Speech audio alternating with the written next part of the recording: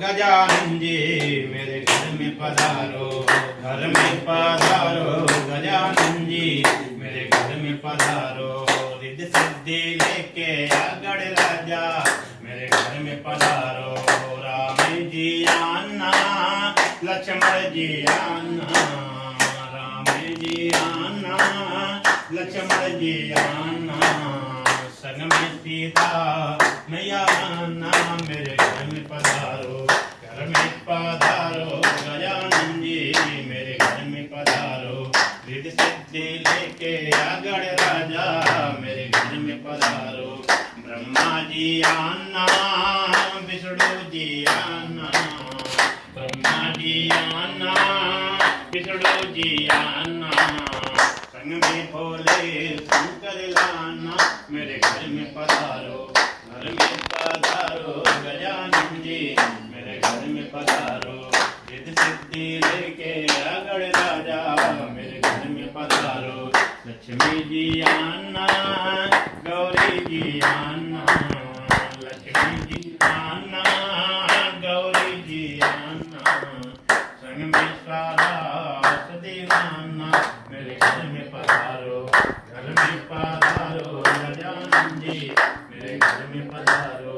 रिद्धि सिद्धि लेके आगड़ राजा मेरे घर में पधारो।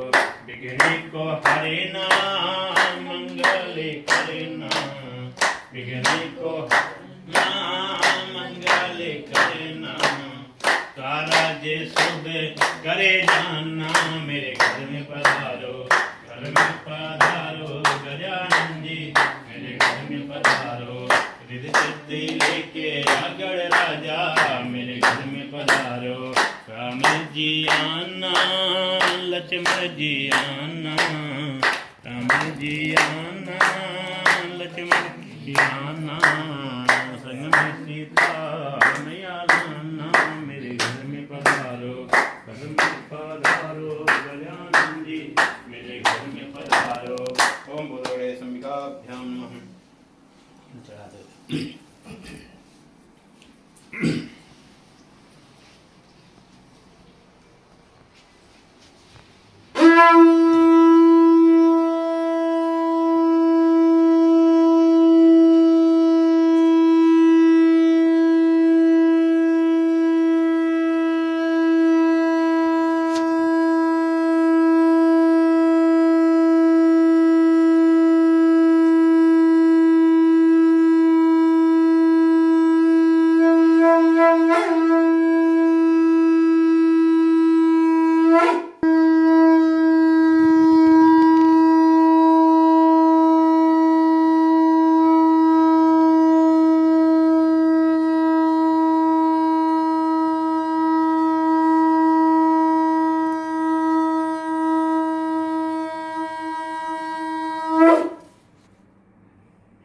कहता हूँ। पूर्व काल में उल्कामुख नाम का एक महान बुद्धिमान राजा था। वह सत्यवक्ता था, जितेंद्रिय था, प्रतिदिन देवस्थानों बजाता था, गरीबों को धन देकर उनके कष्ट को दूर करता था। उसकी पत्नी कमल के समान मुख वाली सती साध्वी थी। भद्रशिला नदी के तट पर दोनों सत्यनारायण भगवान व्रत कर रहे थे। उसी समय साधु नाम का एक वैश्य आया। उसके पास व्यापार के लिए बहुत सा धन था। वह वैश्य नाव को किनारे पर ठाकर राजा के पास आया। राजा को व्रत करते हुए देखकर उसने विनय के साथ पूछा, हे राजन, भक्ति युक्त चित्त से आप किसका पूजन कर रहे हैं? मेरी सुनने की इच्छा है, कृपया करके आप मुझे भी बताइए। महाराजा उल्कामुख ने कहा, हे साधु वैश्य, मैं अपने बंधु बांधवों के साथ पुत्र आदि की प्राप्ति के लिए महाशक्तिमान सत्यनारायण भगवान के व्रत और पूजन कर रहा हूँ। राजा के वचन सुनकर साधु नामक वैश्य ने आदर से कहा, हे राजन, मुझे भी इसका सब विधान बताइए। मैं भी आपके कथनानुसार इस व्रत को करूंगा। मेरी भी कोई संतान नहीं है, मुझे विश्वास है इससे निश्चय मेरी भी संतान होगी। राजा से सब विधान सुन व्यापार से निवृत्त हो वैश्य आनंद के साथ अपने घर गया। वैश्य ने अपनी पत्नी से संतान देने वाले व्रत के बारे में समाचार सुनाया। वह प्रण किया कि जब मेरी संतान होगी तब मैं इस व्रत को जरूर करूंगा। साधु ने वचन अपनी पत्नी लीलावती से भी कहे। एक दिन उसकी पत्नी लीलावती आनंदित और संसारी धर्म में प्रवृत्त होकर सत्यनारायण भगवान की कृपा से गर्भवती हो गई। 10वें महीने में उसने एक सुंदर से कन्या को जन्म दिया। दिनों दिन वह कन्या इस तरह बढ़ने लगी जैसे शुक्ल पक्ष का चंद्रमा बढ़ता हो। कन्या का नाम उन्होंने कलावती रखा। तब लीलावती ने मीठे शब्दों में अपने पति को याद दिलाया कि आपने जो भगवान का व्रत करने का संकल्प किया था उसे पूरा कीजिए। साधु बैस ने कहा, हे प्रिय, मैं कन्या के विवाह पर इस व्रत को करूंगा। इस प्रकार अपनी पत्नी को आश्वासन दे वह व्यापार करने के लिए चला गया। कलावती पितृ को प्राप्त हुई। लौटने पर साधु ने जब नगर में सखियों के साथ अपनी पुत्री को खेलते देखा तो दूत को बुलाकर कहा कि मेरी बेटी के लिए कोई अच्छा सा वर ढूंढ के लाओ। साधु नामक बैस की आज्ञा पाकर दूत कंचनपुर नगर पहुंचा। वहां खोज कर देखभाल करके बैस की लड़की के लिए एक सुयोग्य वणिक पुत्र ले आया। उस लड़के के साथ साधु नामक बैस ने अपने बंधु भानु को बुलाकर खुशी खुशी से अपनी पुत्री का विवाह कर दिया। दुर्भाग्य से वह विवाह के समय भी सत्यनारायण भगवान का व्रत करना भूल गया। इस पर सत्यनारायण भगवान क्रोधित हो गए। उन्होंने बैस को श्राप दिया कि तुम्हें दारुण दुख प्राप्त होगा। अपने कार्य में कुशल साधु नामक बैस अपने जमाता से नाव को लेकर व्यापार करने के लिए समुद्र के समीप स्थित रतनसारपुर नगर में पहुंचा। दोनों ससुर और जमाई चंद के राजा के नगर में व्यापार करने लगे। एक दिन सत्यनारायण भगवान की माया से प्रेरित एक चोर राजा का धन चुरा कर भागा जा रहा था। राजा के दूतों को अपने पीछे से वेग से आते देखकर चोर ने घबराकर राजा के धन को वहीं नाव में चुपचाप रख दिया जहां पर वो ससुर और जमाई ठहरे हुए थे और भाग गया। जब दूतों ने उस साधु बैस के पास राजा के धन को रखा देखा तो ससुर और दामाद दोनों को बात कर ले गए। राजा के समीप जाकर बोले, हम 2 चोर पकड़ के लाए हैं, आप आज्ञा दें। तब राजा ने बिना उनकी बात सुने ही उन्हें कारागार में डालने की आज्ञा दे दी। इस प्रकार राजा की आज्ञा से उनको कठिन कारावास में डाल दिया गया तथा उनका धन भी छीन लिया गया। सत्यनारायण भगवान के श्राप के कारण साधु बैस की पत्नी कलावती व पुत्री लीलावती व पुत्री कलावती घर पर बहुत दुखी हुई। उनके घर पर रखा धन चोर चुरा कर ले गए। शारीरिक व मानसिक पीड़ा तथा भूख प्यास से दुखित हो भोजन की चिंता में कलावती कन्या एक ब्राह्मण के घर गई। उसने ब्राह्मण को श्री सत्यनारायण भगवान का व्रत करते देखा। उसने कथा सुनी तथा प्रसाद ग्रहण कर रात को गई। माता ने कलावती से पूछा, हे बेटी, तू अभी तक कहाँ थी? तेरे लिए मेरे मन में बहुत चिंता थी। कलावती बोली, हे माता, मैंने एक ब्राह्मण के घर गई सत्यनारायण भगवान का व्रत होते देखा। कन्या के वचन सुनकर लीलावती ने सत्यनारायण भगवान के पूजन की तैयारी की। उसने परिवार और बंधुओं से सत्यनारायण भगवान का पूजन और व्रत किया। वर मांगा कि मेरे पति और दामाद शीघ्र ही घर लौट आए। साथ यह भी प्रार्थना की, हम सबका अपराध क्षमा करो। सत्यनारायण भगवान इस व्रत से संतुष्ट हो गए। उन्होंने राजा चंद्रकेतु को स्वप्न में दर्शन देकर उन्होंने कहा, हे राजन, जिन दोनों वैश्यों को तुमने बंदी बना रखा है वे निर्दोष हैं, उन्हें प्रातः ही छोड़ दो। उनका सब धन जो तुमने ग्रहण किया है लौटा दो, अन्यथा धन पुत्र आज तक नष्ट कर दूंगा। राजा ऐसे वचन खाकर भगवान अंतर ध्यान हो गए। राजा से ऐसे वचन खाकर भगवान अंतर ध्यान हो गए। प्रातः काल राजा चंद्रकेतु ने सभा में सबको अपना स्वप्न सुनाया और सैनिकों को आज्ञा दी कि दोनों बड़े पुत्रों को कैसे मुक्त कर दिया जाए। दोनों सभा में आते ही राजा को प्रणाम किया। राजा ने कोमल वचन में कहा, हे महान भाव, तुम्हें भावी व्यथा से कठिन दुख प्राप्त हुआ है। अब तुम्हें कोई भय नहीं है, तुम मुक्त हो। इसके बाद राजा ने उनको नए नए वस्त्र आभूषण पहनाए तथा उनका जितना धन लिया था उससे दूना देकर लौटाकर आदर से विदा किया। दोनों बैस अपने घर को चल दिए। बोलिए भगवान की जय। देखिए कितने अध्याय? 5 अध्याय, यही सबसे बड़ा था, लेकिन इसको मैं थोड़ा बता देता हूँ। पूर्णिमा करते हैं, कारण होता था। अभी भी बहुत सारे लोग बोलते पूर्णिमा अच्छा होता है। दिन सब अच्छे होते हैं कथा सुनने के लिए, क्योंकि भगवान का नाम लेने के लिए कोई भी समय नहीं होना चाहिए, कोई दिन नहीं होना चाहिए। खास करके संध्या समय इसलिए बताया गया है कि सुबह टाइम लोग भागते रहते हैं, नौकरी जाना, ड्यूटी जाना, काम करना है, तो शाम के टाइम लोग ना लौट कर शांति से मन एकाग्र होता है। पूर्णिमा के दिन इसलिए कथा होती थी क्योंकि पहले समय में लाइट की व्यवस्था नहीं थी। लाइट की व्यवस्था कब किया गया, कब आविष्कार हुआ इसका? कौन सा नहीं? 1800 जो है 1800 में 1829 में हुआ था। देख लीजिएगा। हाँ, तो उन्होंने इसके पहले जो है ना लाइट व्यवस्था नहीं होती थी जब कथा का। तो पहले लोग पूर्णिमा के दिन कहते थे पूरा जो है उजाला होता था, पूरे गांव के लोग इकट्ठा होते थे, शांति। एक बार कथा सुन लेते थे, कथा जो हो रही तो जिसको कहा जाता था काना, वो तो आते ही थे साथ में। जो रास्ते से जाते थे वो भी बैठ जाते थे, अच्छा लगता था क्योंकि उजाला रात होती थी, लाइट की व्यवस्था नहीं थी, तो सबके पास वो व्यवस्था भी नहीं होता कि तेल का सब कुछ सब व्यवस्था नहीं हो पाता था। लोग बैठ के कथा सुनते थे, तो इसलिए ज्यादातर पूर्णिमा के लोग जो है ना कथा सुनने के लोग, पूर्णिमा अच्छा होता पता नहीं होता किस लिए अच्छा होता है, क्योंकि मेन उजाला की बात होती थी, क्योंकि सब लोग दिखते थे, अच्छे सब पूजा पाठ हो जाता था। तो कथा कर रहे थे उल्का मुख नाम के राजा, उसी से रास्ते से जो है साधु नमक वैष्णव का नाम साधु था, से जात के बनिया। तो उधर से गुजर रहे थे, उन्होंने बोला राजन, वो व्यापार करने के लिए पहले समय में लोग क्या करते थे, नाव से जाते थे, बैलगाड़ी से जाते थे, घोड़ों से जाते थे, पहले गाड़ी वाड़ी नहीं थी व्यवस्था।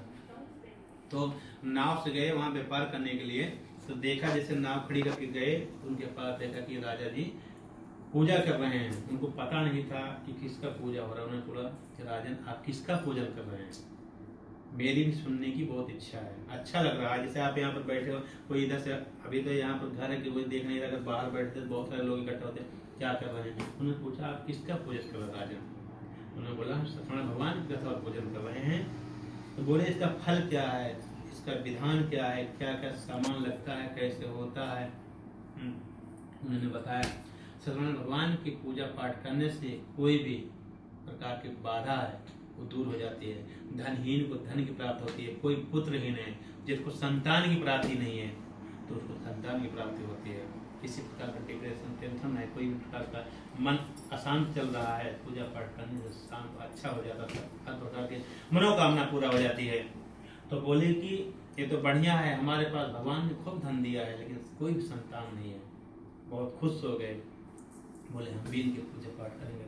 घर गए, अपने पत्नी से बहुत खुशी से बोला हम तो एक राजा कथा कर रहे थे, पूजन कर रहे थे। उनसे पूछा कि आप किसका पूजन कर रहे हैं, तो उन्होंने बोला कि हम सत्यनारायण भगवान की कथा कर रहे हैं और इन्हीं के पास में मुझे सब कुछ मिला है, जो आज राजपाट बड़ा हमारा हुआ सब इन्हीं के पास है। और इनका एक खास बात यह है कि इनका पूजा पाठ करने से संतान, इनको संतान की प्राप्त होती है। तो हम भी प्रतिज्ञा लेते हैं जब हमारी कोई संतान होगी तो निश्चय सत्यनारायण भगवान की कथा पूजन करेंगे। आप किसी भी देवस्थान पर जाइए, चाहे दुनिया किसी भी देवस्थान पर, आप वहां पर जाके रो दीजिए अपने मन की बात, भगवान के सामने आप रो के देख लीजिए, आपकी मन की बात जरूर पूरा होगी। लेकिन किसी भी आदमी के साथ अपने मन की बात होती है तो कुछ लोग आपकी बात सुनेंगे, कुछ लोग जो है आपके पीछे जाते ही हंसेंगे, अच्छा हो गया इसके साथ। तो इसलिए जो है भगवान के सामने जब हम रोते हैं, मन की बात कहते हैं, तो निश्चय ही हमारी मन की बात सुनते हैं। आप रो के देख लेना, दरवाजा बंद करके रो के देख लेना, आपकी बात जरूर सुनाई होगी। तो उन्होंने उनके सामने बोला, भगवान ने अपनी प्रतिज्ञा सुन करके बोला सब कुछ दिया, चलो इसको एक संतान दे देते हैं। उनके घर में एक सुंदर से कन्या का जन्म हुआ, बहुत खुशियां आ गई, सब लोग खुश हो गए। तो उनकी पत्नी ने कहा कि अभी तो हमको पूजा कर लेना चाहिए, भगवान कथा सुन लेना चाहिए। उन्होंने बोला अभी नहीं, इसके शादी पे हम करेंगे। और बेटी भी, देखिए बेटियां होती हैं बहुत जल्दी जल्दी, मतलब ऐसे तैयार हो जाती हैं। देखते देखते बेटी जैसे चंद्रमा होता है ना शुक्ल पक्ष का, वैसे दिन पर दिन बढ़ने लगी। एक दिन व्यापार करके लौट रहे थे, देखा कि इनकी नजर जो है इनकी बेटी के ऊपर पड़ी। उन्होंने बोला कि बेटी तो हमारी शादी की योग हो गई है, क्यों ना हम इसकी शादी के लिए कोई अच्छा सा वर्ड बोल लेते हैं। तो पैसा वाले थे, उनके पास आदि बहुत थे। उन्होंने एक दूध को बुलाकर भेजा, बोला कि हमारी बेटी के लिए कोई नानावृद्रव्यं गिरिहाड़े परमेश्वरं श्रीगण्डचन्दनं दिव्यं गन्धादयं सुमनोहरं विलेपनं सुरेडा चन्दनं देगदां। बोलेगी सिंदूर उधर है, ये वाला सिंदूर।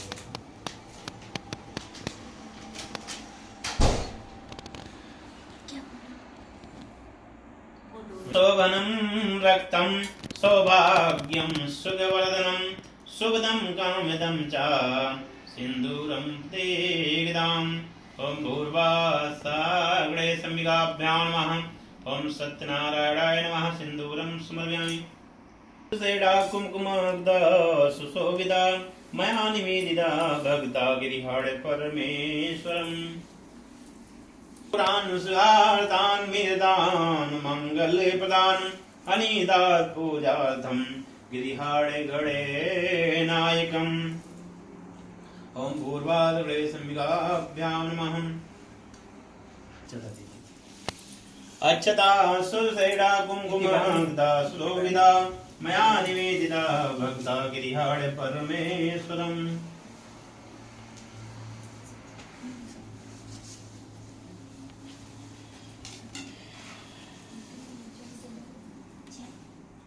दूसरे दिन करना।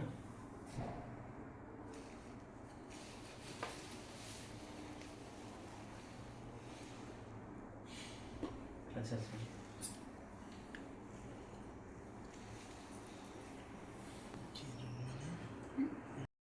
मिलेगी तथा उनका उद्धार कैसे होगा।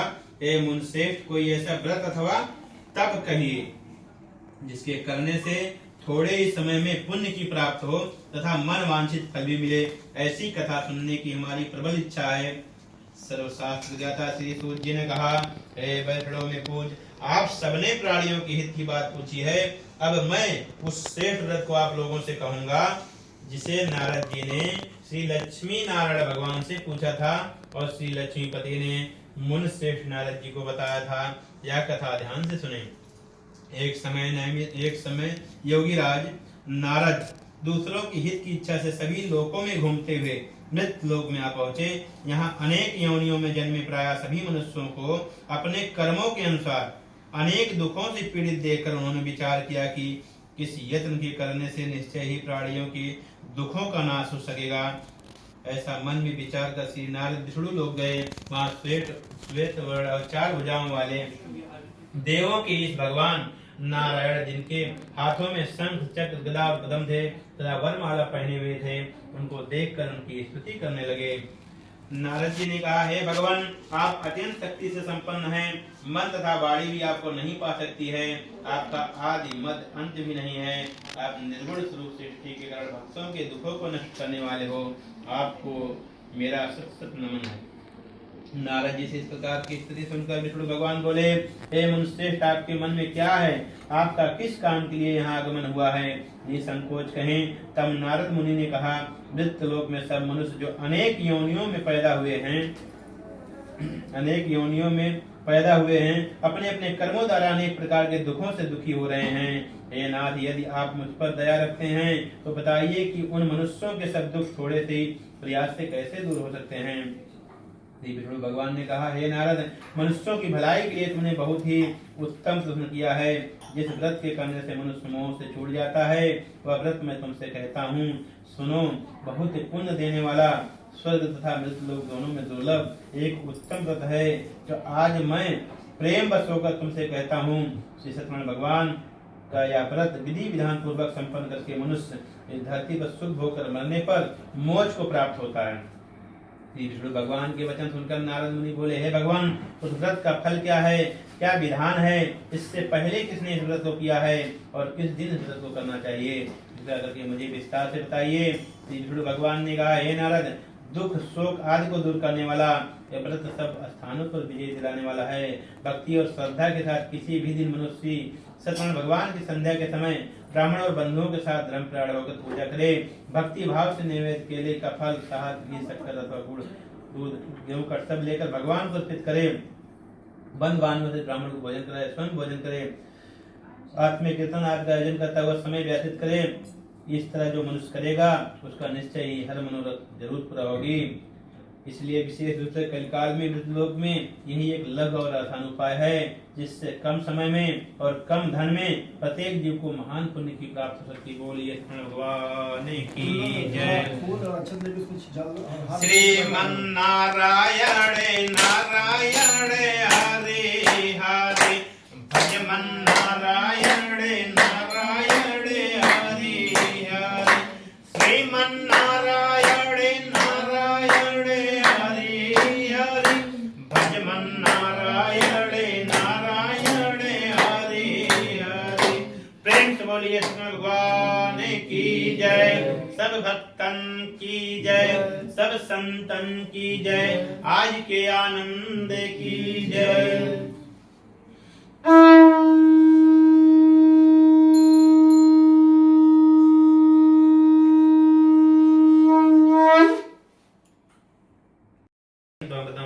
माचल माचल मंगलम भगवान सर्वमंगल मंगले श्री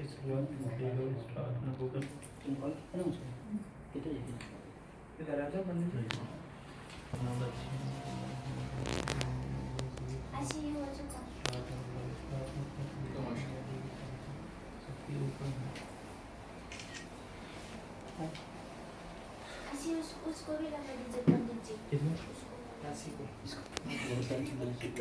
वो टेंशन नहीं सबको। अच्छा लगा दीजिए पंडित जी। वो खाली वो मेरा वही ख्याल रखती है। आप भी वही रहती हैं कि आप वहीं आओ उसमें तक बात करते हैं।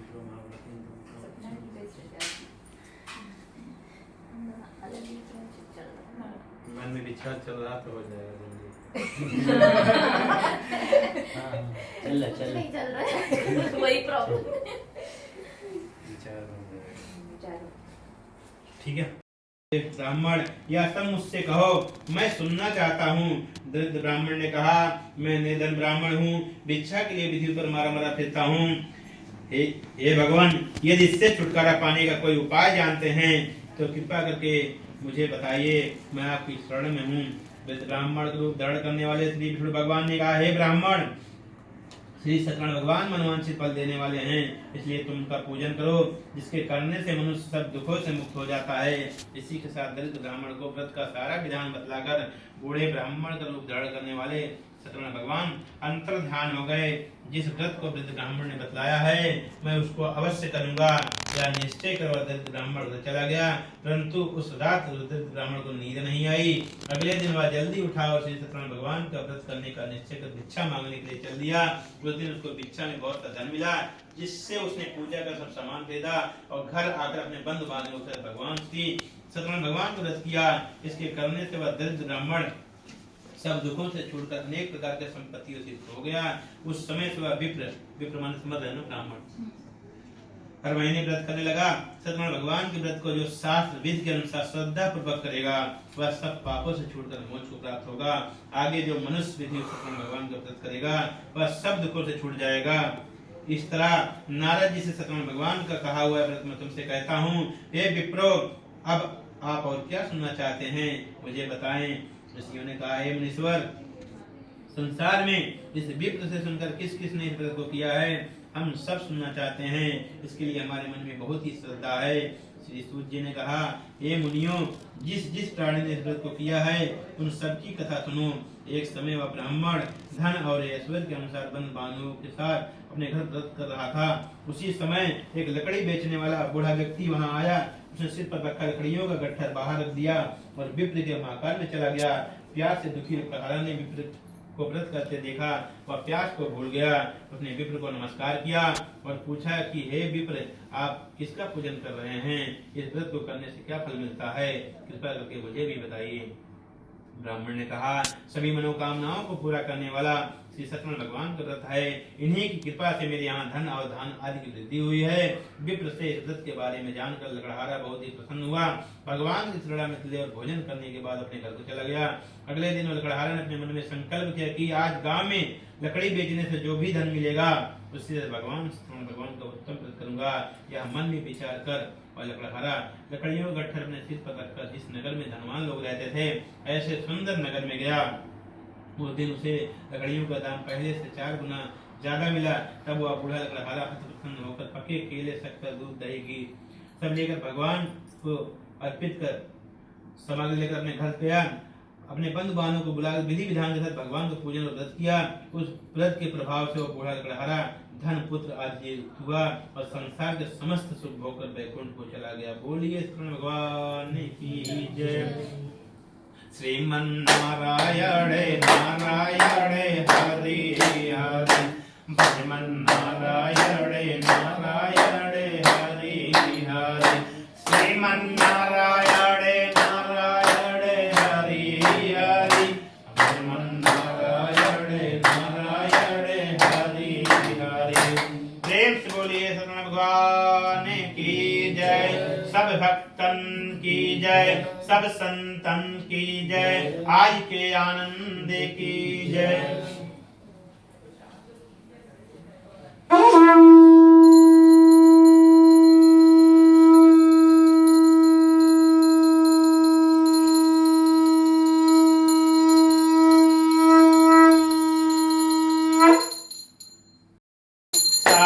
सत्यनारायण स्वामी, सत्यनारायण स्वामी, जन पातक हरणा। ओम जय लक्ष्मी रमणा, जन जड़ित सिंह।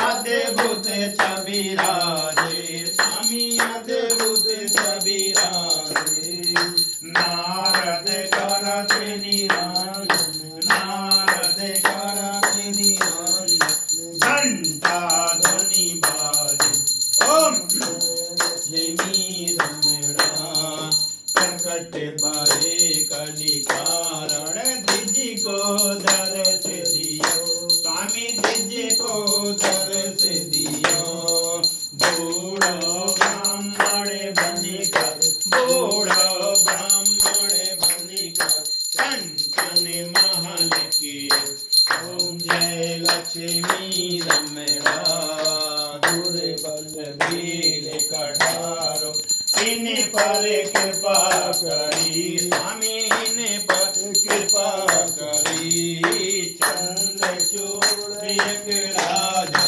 चंद्रचूड़ एक राजा जिनकी विपत्ति हरि ओम लक्ष्मी रमणा वैश्य मनोरथ पायो सदा तज दीनी स्वामी सदा तज दीनी सो फल भोग प्रभु जी सो फल भोग प्रभु जी फिर स्तुति की ओम जय लक्ष्मी रमणा भाव भक्ति के कारण चिन्ह चिन्ह रूप धरो स्वामी चिन्ह चिन्ह रूप धरो साधारण कीनी साधारण कीनी इनको काज सर ओम लक्ष्मी रमणा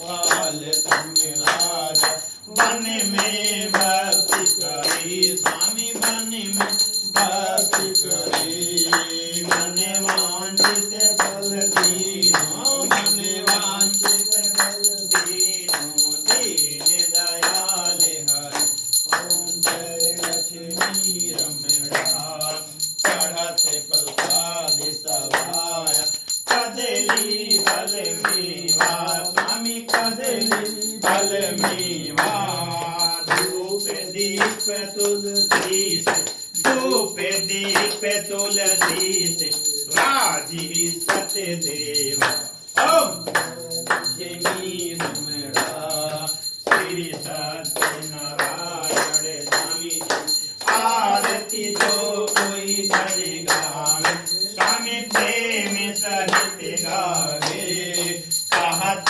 शिवानंद स्वामी गाते हो हरि हरि स्वामी मन वांछित फल ओम जय लक्ष्मी रमणा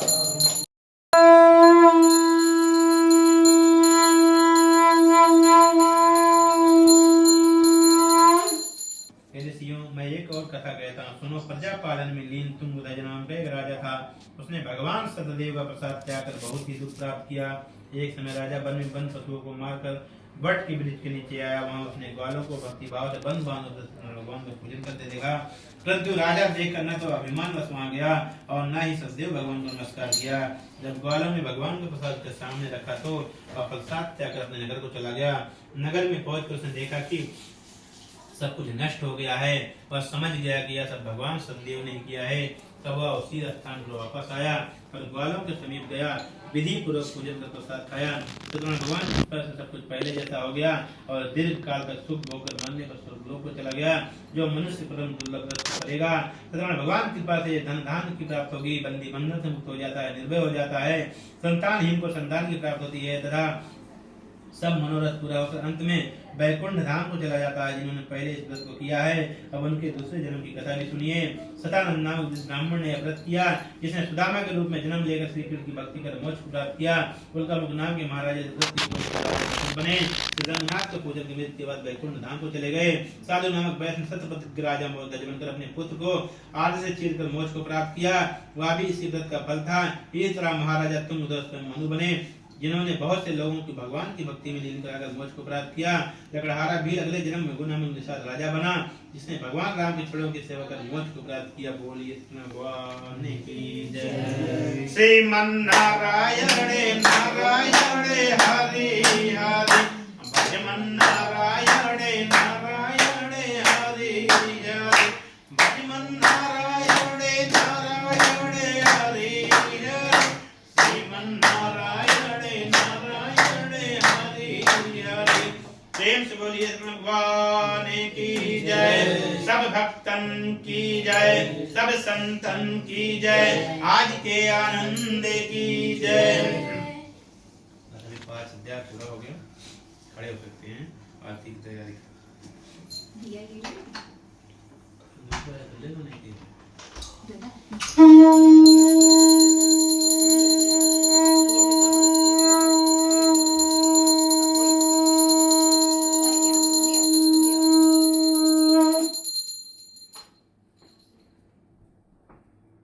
आरती करेंगे।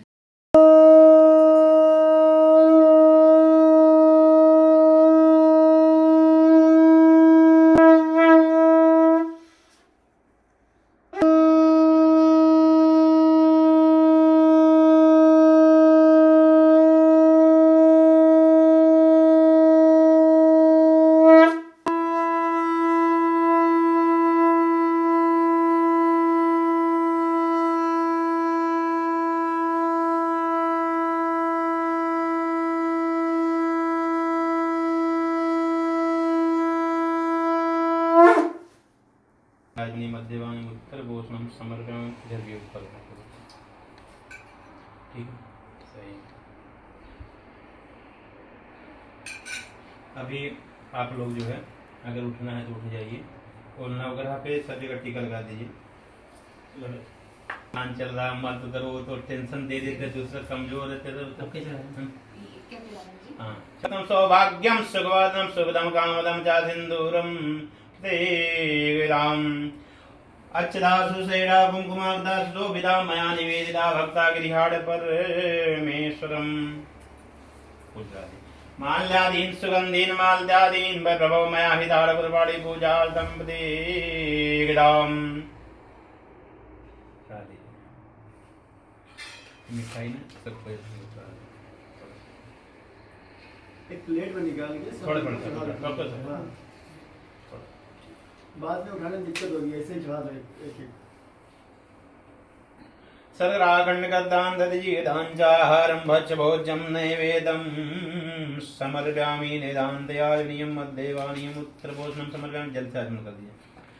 ओम ब्रह्मा मराधिकारी भानसति भूमसतो बुद्ध गुरु सुकृत सुनिराहो केतु सर्वे ग्रह शांति ग्रह भवन्तु। ओम सूर्याग्निभ्यो नमः निवेदं समर्पयामि ऋतुफलं समर्पयामि। ये सब चढ़ा दीजिए थोड़ा सा 9 पीस कम चढ़ा। कुछ तो लोग खाना बनाया खीर हो वो भी चढ़ा दो आप। हाँ वो भी चढ़ा दो, घर का बनाया वो भी चढ़ा दो। इसमें आपके यहाँ गुड़ युक्तम भूलम प्रतिग्राम। ओम भूर्वासा सूर्याग्निभ्यो नमः तंबूलम समर्पयामि। चाहे 1 रुपया ही दक्षिणा चढ़ा दो, दक्षिणा चढ़ा देना चाहिए। किधर चढ़ा रहे हैं? सब पे चढ़ा रहे हैं। सब पे हम ज्यादा नहीं चढ़वाते हैं। बहुत सारे पंडित बोलते हैं मौका, हम एक पंडित को लेकर गए हम जगह पूजा पे। मुझे एफडी में विश्वास करना चाहिए। यस्यावयेन शास्त्रोक्तं कर्म किंचित् सिद्धति उपवर्तं प्रजामि सर्वे कर्मोऽपिकारकम्।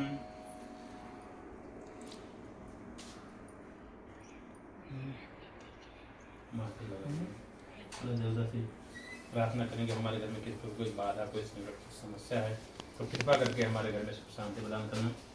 और हमारे घर में किसी तरह कोई बाधा है, कोई नजर दोष है, किसी क्रिया कराए, कोई भूत प्रेत, कोई भी प्रकार की समस्या है जल की छिड़काव से, जैसे गंगा जमुना से नदियों के जल को भी हमारे घर को पवित्र कर देना। हमारे घर में सुख शांति प्रदान करना। हमारे नौकरी हमारे बिजनेस को तरक्की देना। हमारे घर में खुश स्वास्थ्य बनाइए।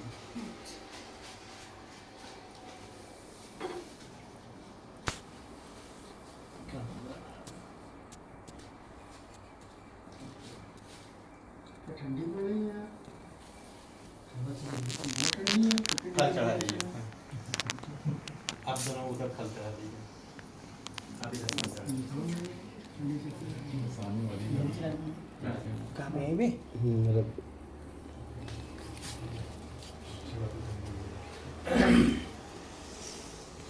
भगवान को जैसे बच्चे को भोग लगाया जाता है ना, बच्चे को कैसे भोजन कराया जाता है, वैसे भगवान को भोग लगाना है। ये आगे कर लीजिए, लेफ्ट हाथ, इस उंगली प्रयोग नहीं करना, इसको प्रयोग नहीं करना। ओम अपानाय स्वाहा, आगे वाला।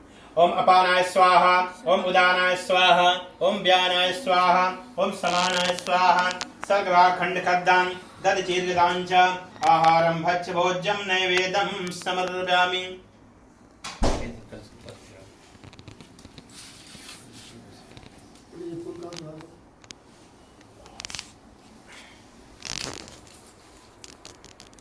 ठीक है, लौंग इलायची है घर में। आगे बढ़ने पर दंडी भेदा सत्यनारायण भगवान ने उससे पूछा, है साधु तेरी नाव में क्या है?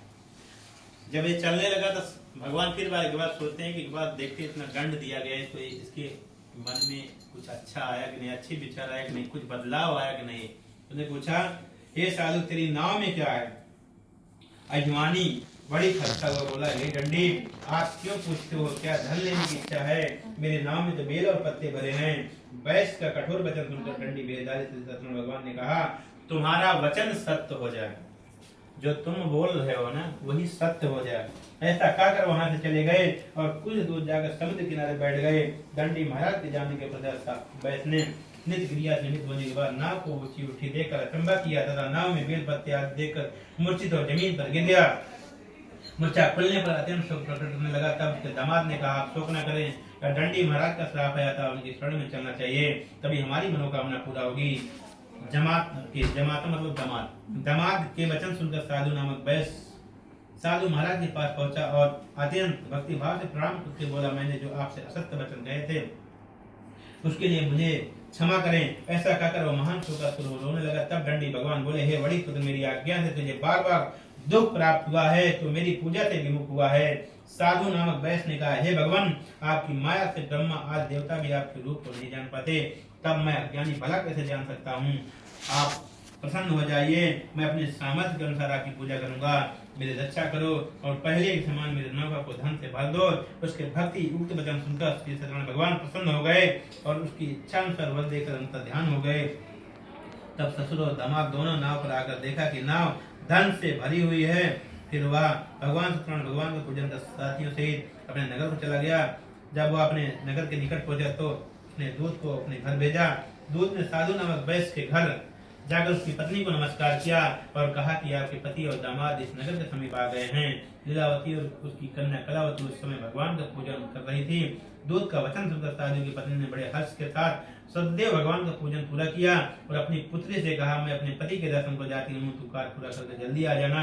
परंतु कलावती पूजन और प्रसाद छोड़कर अपने पति के दर्शन के लिए चली गई। प्रसाद की अवज्ञा कर सदैव भगवान रुष्ट हो गए। उसके पति को नाव से पानी में डुबो दिया। कलावती अपने पति को न देखकर रोती हुई जमीन पर गिर गई।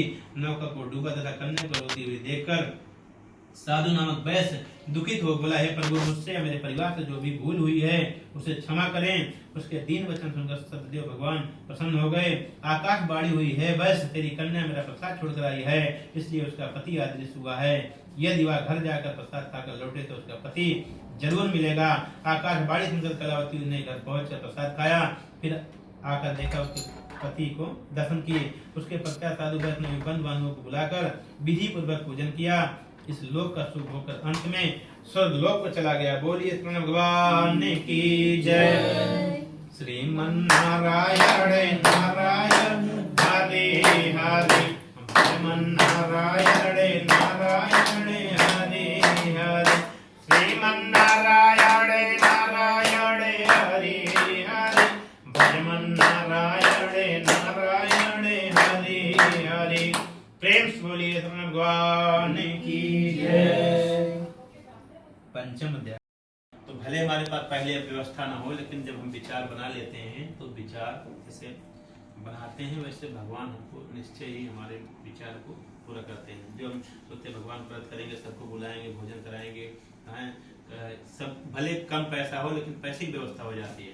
जैसे हम सोचते हैं कि हम कोई दुकान खोल लें, बिजनेस कर लें, भले पहले बहुत सारे लोग समझेंगे, बहुत लोग बोलेंगे अरे यार बिजनेस करोगे, ऐसे खोलोगे, घाटे में चले जाओगे। लेकिन आप मन में विचार करते हो कि हम अच्छे के लिए कर रहे हैं, हमारा भी परिवार चलेगा, 4 लोगों को रखूंगा, 4 लोगों से 4 परिवार चलेगा।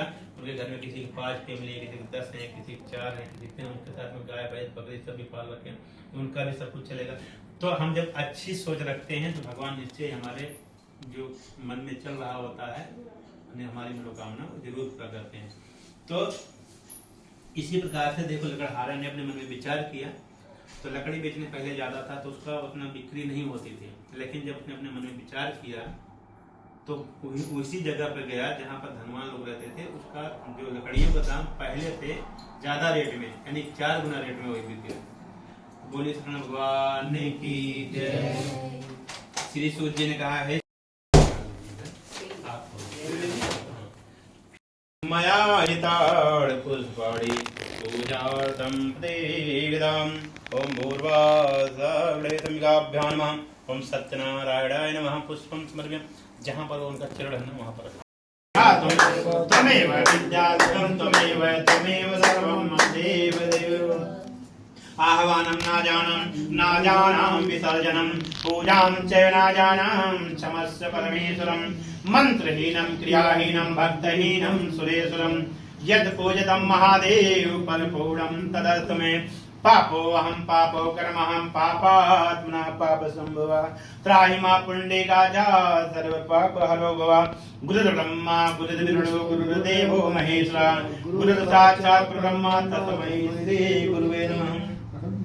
सियावर रामचंद्र की जय, उमापति महादेव की जय, वृंदावन बिहारी लाल की जय, जगत जननी माम्बे की जय, लक्ष्मीपति भगवान विष्णु की जय, गौ माता की जय, भारत माता की जय, अपने अपने माता पिता की जय, अपने अपने गुरु देव की जय, अपने अपने इष्ट देवता की जय, अपने अपने कुल देवता की जय, अपने अपने ग्राम देवता की जय, अपने अपने वार्ड देवता की जय, दुबई देश की जय, मृगन स्वामी की जय, अप्पा स्वामी की जय, हनुमान स्वामी की जय, हनुमान स्वामी की जय, साईं बाबा की जय, गुरु नानक देव की जय, श्याम बाबा की जय, रामा पीर की जय, झूलेलाल की जय, महादेव की जय, विष्णु भगवान की जय, रामचंद्र भगवान की जय, कुबेर भगवान की जय, श्री कृष्ण भगवान की जय,